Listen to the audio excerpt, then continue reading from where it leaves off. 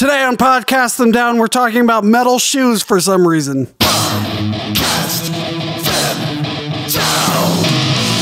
Welcome to Podcast Them Down. I'm Tim Regan from US power metal band Burning Shadows, Fade to Black Metallica tribute, Dual-Violin folk metal band ISENMOR, and recently vacated Graves True Zombie Metal. Be sure to subscribe, like, or follow. And now, on with the show. About this in May, but I again am all about accountability, and we need to have the discussion on your description of Burning Shadows. When did you guys stop being American power metal? All right, well, you know, when we went international, what a way to start. So I have no good answer to that. We are American power metal, and here I was thinking it was synonymous with US power metal because it's the same thing. But Doug, first time on Podcast Them Down, my former radio partner on Pull the Plug, True Metal Radio, is that what we called it at the time? I forget. Doug points out that it's American power metal. It's not US power metal.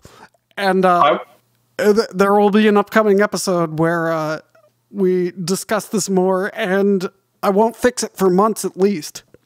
Yeah, we've got to break this shit down because American power metal is a distinctive subgenre, and with the biggest band in American power metal, with their founder correctly in witness protection, hopefully somewhere miserable like Paterson, New Jersey. You guys are at the vanguard. It's you and Jag Panzer. Thank you very much. Played several times. We're close personal friends and basically roommates with Jag Panzer. True story. That's a different episode. I would also like to point out that the distinction between U.S. power metal and American power metal is very important this week. Not the week you're listening to it, of course, but the week we're recording, which is the week of Cinco de Mayo, in which we, the people of Nuestra America, celebrate the expulsion of foreign European people with designs on our true culture and politics. So, you know, I think it's very important to recognize it's not just United Statesian power metal, but actually power metal Americana. You know, that's important too. Yeah, I concur, Matt. And you know, metal is all about that thin line between a very hard exclusion and a very hard inclusion. But you're right. Our friends in Canada and Mexico are contributors to this distinctive American genre. I would also say that South America also contributes very heavily. And it's, you know, they have a bit more of the European influence. But you can find very strong power metal in South America, which, you know, if you say American, that includes that could include both North and South. Don't you want to stand shoulder to shoulder with Cobra and the Lotus and Unleash the Archers, both listed in the Wikipedia for Canadian power metal musical groups? Well, Cobra and the Lotus, the front woman of that band, is married to Tommy Karavik, the frontman of Camelot and Seventh Wonder, and Unleash the Archers. Briefly, I don't know if he's still involved, but they tapped Dan Wise to be their touring guitarist or live guitarist or something. And you may know him because he's in Second Guard, even though he lives on the Eastern Shore. So I don't know what a guy on the Eastern Shore is doing playing with a band from Central Canada, but you know, whatever. Recently? Yeah, this was a few years ago. I'm not really sure.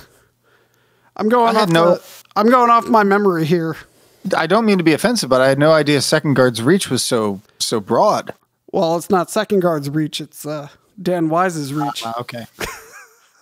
But I think Unleash the Archers is one of those bands that, you know, they were one of those sort of retro metal sounding bands that were like, but you got to show them respect now. They've been around a long time, doing good things for the scene. And I bet when they were doing good things for the scene, they were wearing shoes. So, which leads me perfectly and seamlessly into tonight's topic, metal shoes. So when I say metal shoes, what do you think of? So much, Tim. So it could be anything. Like I had 3 or 4 ideas in the moment that you said we were doing a show about metal shoes. Now, I work in an industry that requires personal protective equipment, and now I think the vast majority of the world, or at least America, North, South, Canadian, has heard about PPE this year thanks to coronavirus. But PPE has existed in warehouses and factories for years, among other industries. And my specific PPE is a protective shoe. And for years, the only option was true American steel. And then I thought, but what if we're talking about classic metal shoes? The Sabaton, the armored shoe wear for a knight, a mounted nobleman. Or we can just talk about fucking Sabaton, because they're named after a metal shoe. Then I thought, you get a ding for that, because I do have quite a bit about Sabaton. A Sabaton is a shoe made of metal. Then I thought about other aspects of shoes and metal, like the disgraceful display put on between 2 ice hockey teams last night, where one attempted to fight and win, but it instead succeeded in getting beaten and losing. Because those are metal shoes. The skates. Exactly. Shoes with metal upon them. And listeners, note that game was many, many months ago. No, it was only weeks ago. Right. Oh, it's only weeks ago. That's right. Sorry. And finally, I have to, I guess, publicly divulge my first creative avenue was tap dancing. I had an infatuation with tap. I didn't even think of that. As a child, and I took tap lessons from the Montgomery County Recreation Department when I was, I guess, 5 or 6 years old, for two sessions.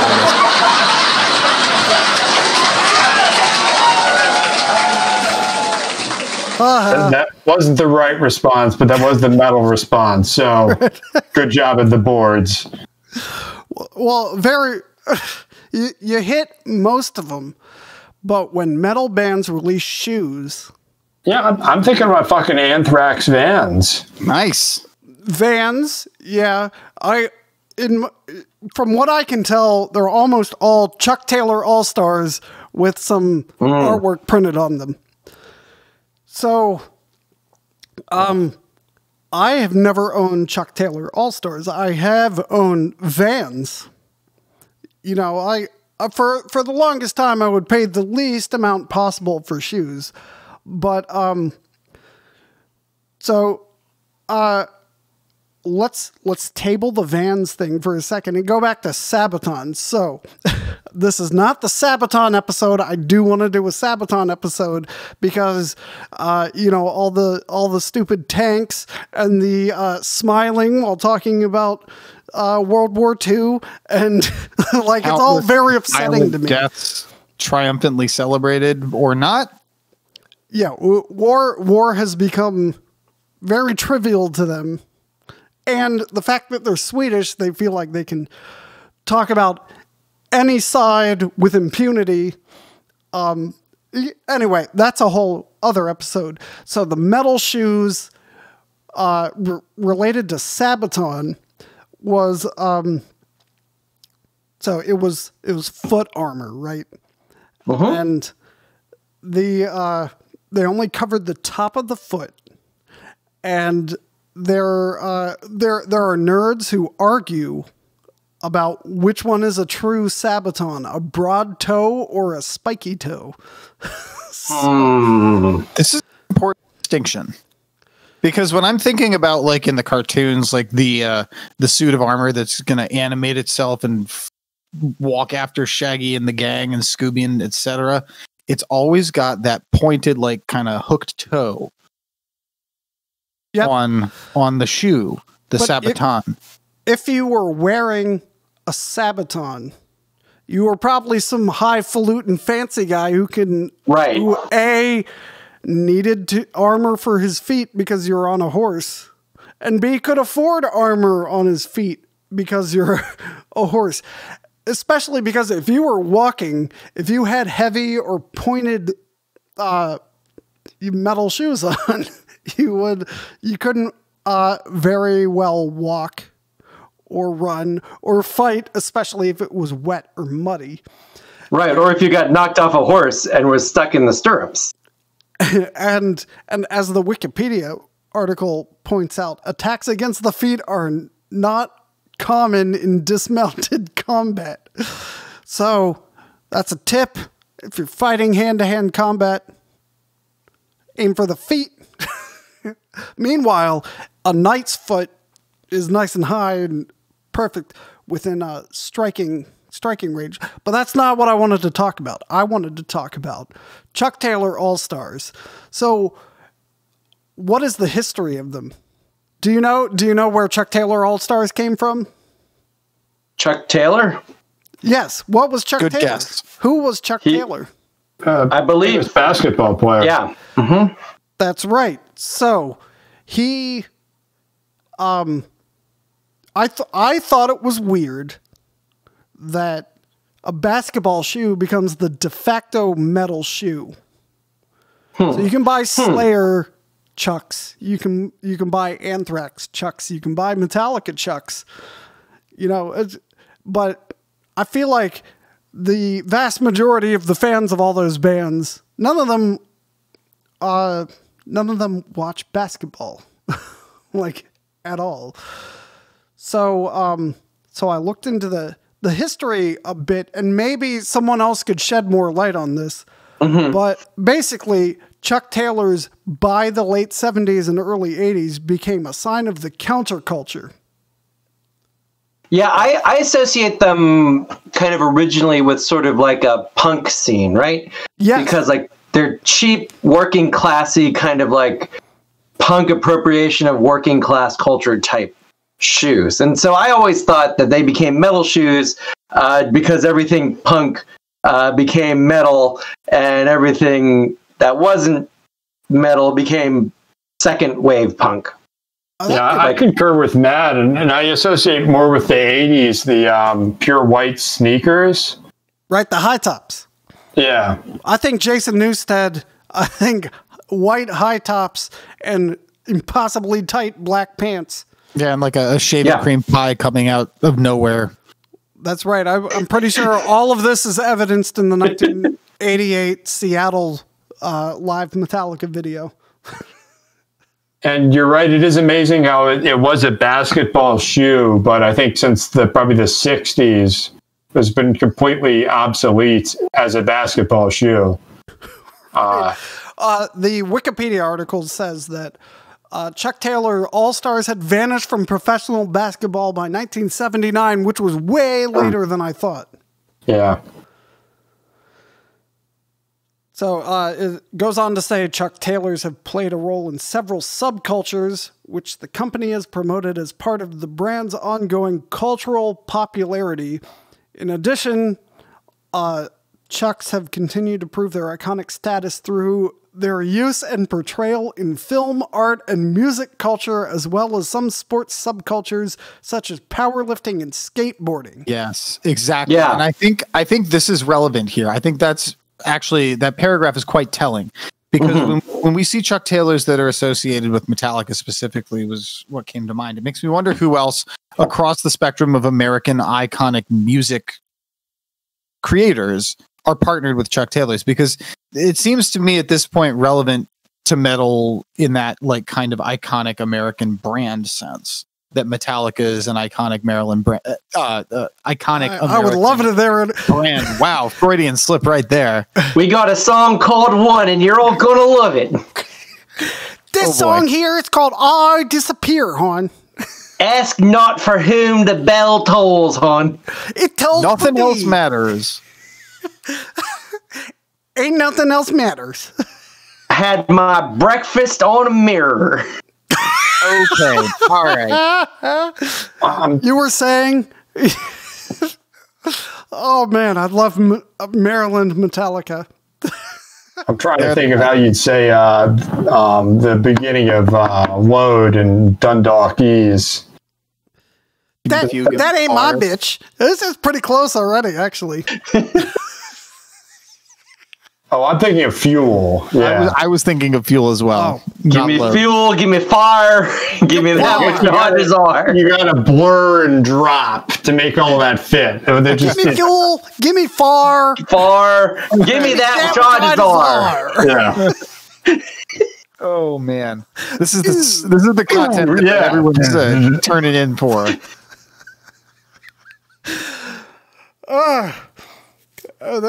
So who else has got like a musical relationship with Converse All-Stars? So I've seen a Slipknot Chuck Taylor All-Star. Well, Joey Jordison wore Chucks every time he played. From what I remember over there. Yeah, he's the drum set drummer. God damn He's not the I hate front that you of, have to make that distinction. front of house giant. Yeah, he's not the percussionist. He's the drummer. I don't like it when you elevate the notion of hitting 3 giant drums to percussion. Hey, he also occasionally plays the tubular bells.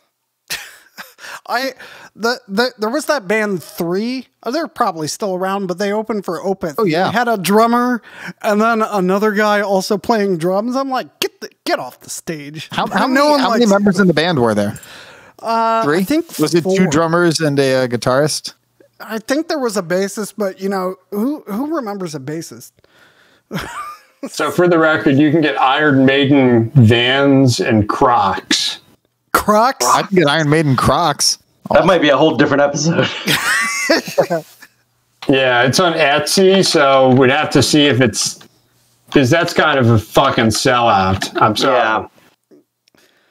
So here are some bands I've seen just with Google image search with Chuck Taylors. I've seen Gorillaz Chuck Taylors. I've seen like Elvis and Beatles. There's a Britney Spears one and a Rihanna one. So this is definitely not just a cash grab that metal bands. There's a Kurt Cobain one. Here's a picture of Kurt Cobain just wearing regular black Chuck Taylors. That's going to sell some shoes there. Yeah. So it's pretty ubiquitous in the music scene. So I think... So I didn't know that part. All I know is, metal bands put out custom Chuck Taylors. So I wonder if this is just like, is there some sweetheart deal that record companies have with Converse? And they're like, we'll give every A&R a pair of shoes if you give us some like Sabaton Chuck Taylors. Is it that simple? I think so. I mean, Converse was bought. We're old now, so that was a long time ago. Right. And that's when they started. Yeah, I'll let you explain the story, but the product turned to shit, and that's when they started selling out too. Well, I don't know that part, but Doug is leading into the ultimate goal of this episode. So, do you know more about how their quality declined? So Nike bought Converse in 2003. That's right. For only $305 million. So yeah, if you buy Converse, it's really owned by Nike. That seems low for like an iconic brand like Chuck Taylor Converse All-Stars. And they'd been made the same way for 50 years, and a double canvas, if I recall. The colors that came in were limited. I don't think it was exclusive to black, but that was... It was like black, red, and like maybe 2 other colors that I can remember seeing from my middle and high school years. Yeah, then Nike takes it over, and it's just... canvas for anyone to sell anything. I tried to look up Chuck Taylor's stats, but apparently there was a baseball player named Chuck Taylor at the same time. So Chuck Taylor got 3 runs for the Cardinals in 1970s. There's also a famous communitarian philosopher named Chuck Taylor. If you want to read a really good book, you can read The Age of Secularism, which I recommend. But it's also a different Chuck Taylor. So you know, that's interesting. So I mean, if you want to put out a metal shoe or any music related shoe, you just, you know, get a Sharpie and the Chuck Taylor and good to go. The Wikipedia article also mentions that when Kamala Harris, currently the vice president, was a senator, she made a fashion statement by wearing Chuck Taylors as a substitute for high heels at their public appearances. And the fact that this is notable, I think, is very sad, because I don't care about the candidate's shoes unless they're ridiculous. So, are there any ridiculous shoes you can think of hitting the news within the last several months? Oh, I know. Yes, I know you'd know. Yeah. Why don't you guess? Those them satanic Nikes. That's it. How? That's right. Did this guy, Little Nas 10, create the most metal shoes when, if you want Slayer shoes, the best you can do is a pair of Chuck Taylors, which apparently are cool and ubiquitous, but the fucking Satan shoes are amazing. And I would like a pair. So, please. And that music video, like in the blasphemy domain, almost puts like some stuff Behemoth has done to shame. Yeah. Like, I have never seen any metal band with the balls to give Satan a man lap dance. I mean, that's as metal as you get. The happy ending to it is as well, if I recall. Yeah, that's true. This guy has pretty metal to shame metal, and I'm not blaming him. I'm saying metal's got to step its fucking game up, right? In general. So, Dave? Are you aware of the Satan shoes? So I checked, and they're going for, at a minimum, it looks like $3,000 on eBay at the moment. I'm trying to get a decent look at them. Originally, Satan they were supposed to retail for $1,018. That's hilarious. They were limited to 666 pairs. They contain 1 drop of human blood. I believe they're covered in pentagrams. I should have gotten a... Yeah, I'm looking at it now. There's like they're covered in pentagrams. There's a pentagram medallion that hangs on the tongue of the sneaker, but it's a slip-on. And yeah, it looks like the red blood goes in the sole and is kind of like a liquid cushioning. Hell yes! Sort of thing there. On the side of the shoe is the passage Luke 10:18, which is, and I quote, "And he said to them, I saw Satan fall like lightning from heaven." Yes! Yeah! That's pretty metal. Pretty metal. So, that's the only music bet I have. That just makes me. I wish we had Isan on command, because that is some. Do you owe royalties to yourself?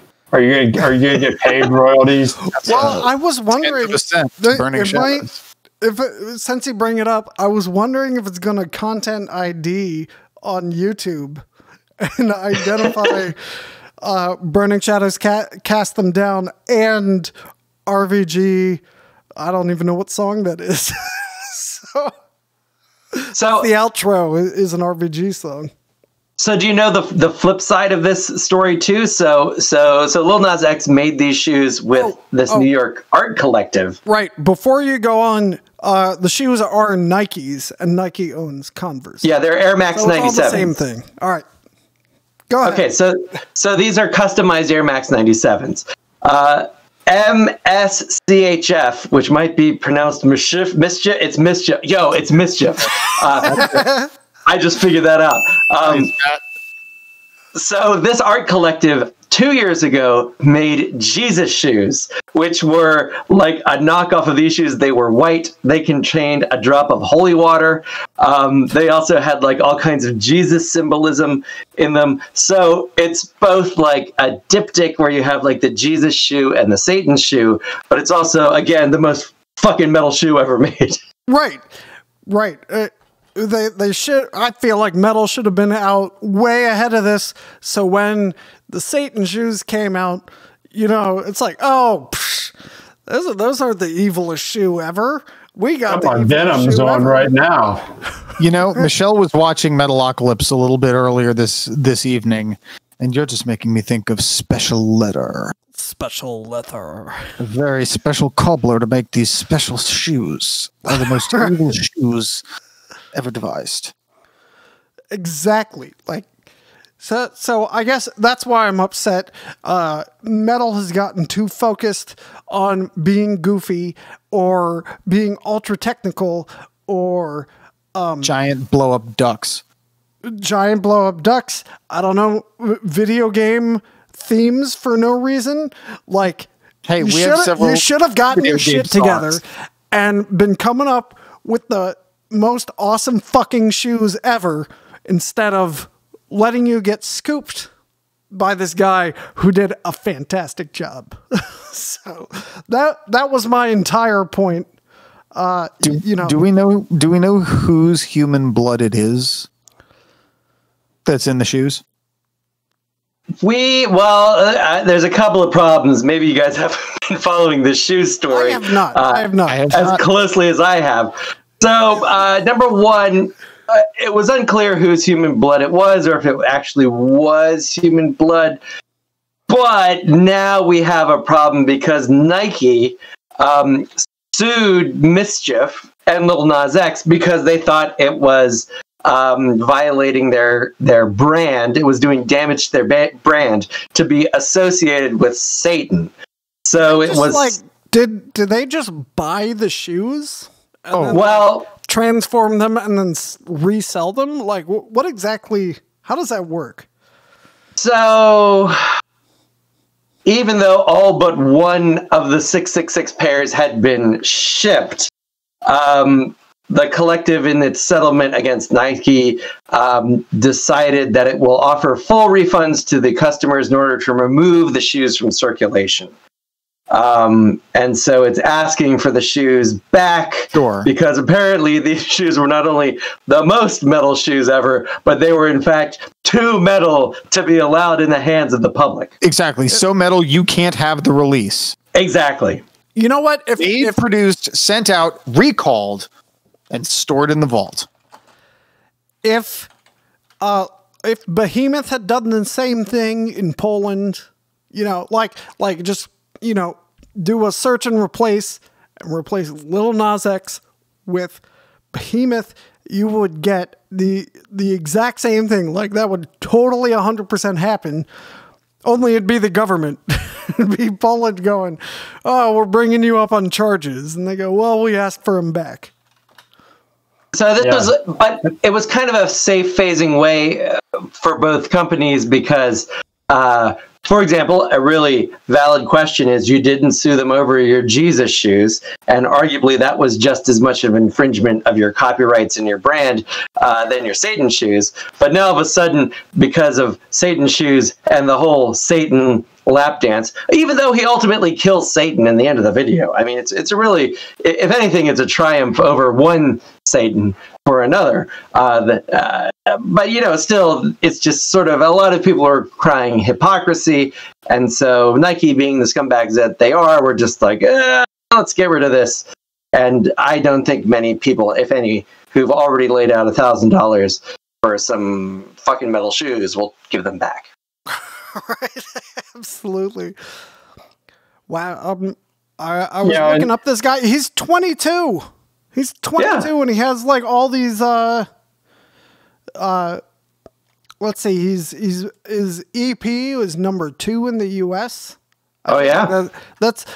I would say that's relatively meaningless because music has no value anymore, but his his single Old Town Road number 1 in 1, 2, 3, 4, 5, 6, 7, 8, 9, 10 countries. I mean, that song is hot. It's and kids all over the world know it. I don't know if you've seen the viral, I don't know if it's a viral video or not, but there's this video of I have not him performing it. Him performing it in this auditorium of maybe 6 to 8 year old kids. Nice. And Well, they are is the all content- just singing along and losing their shit. I think that Old Town Road song is the only song off of Nine Inch Nails' Ghosts 1 through 4 to chart. So the basis of that song is a Nine Inch Nails song, which in itself is amazing. And Billy Ray Cyrus is singing on it. What the hell? Yeah. Tim, God, the hack of hacks. you need to listen to it post haste. It's literally like the culmination of human music. Like it just comes to it's like the singularity of all music. It's the new Angel of Death riff.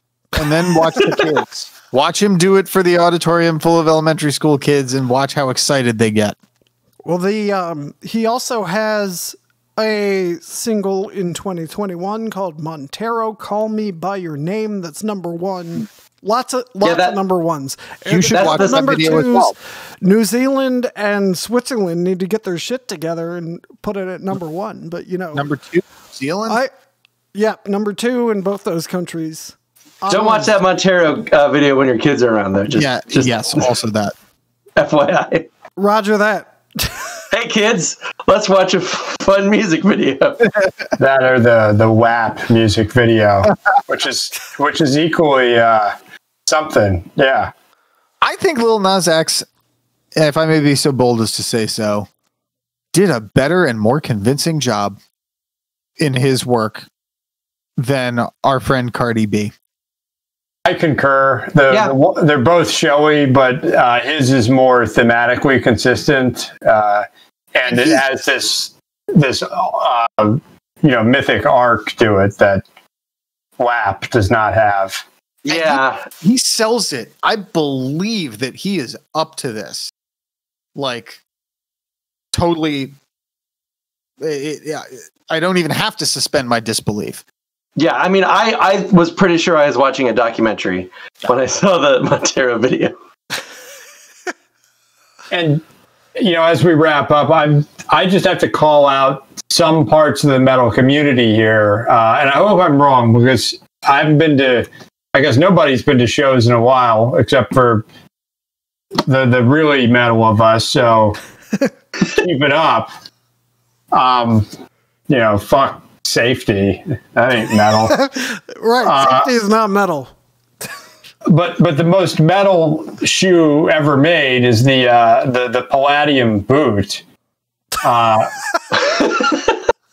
which it's essentially like Converse, but made by a French company. But according to this story, they originally made them for the French Foreign Legion, and it's a metal version of the Converse boot, essentially. You get all the flexibility, but the structure of a boot. And they're used by the IDF, I'm told. And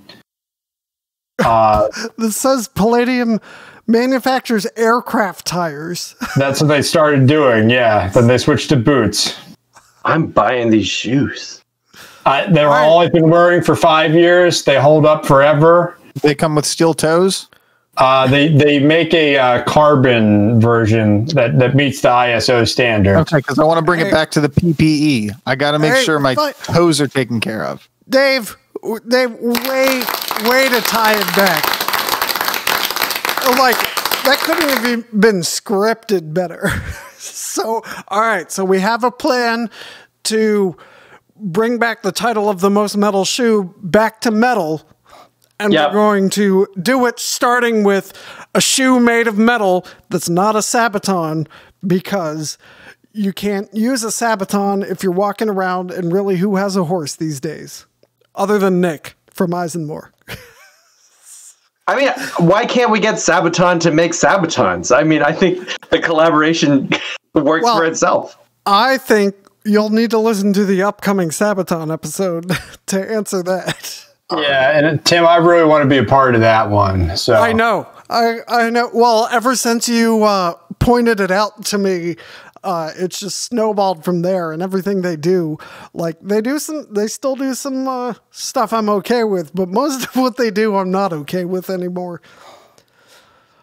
But yeah, but that's a topic for another day. All right, so keep wearing shoes, and hopefully they'll be, the most metal shoes Something, something.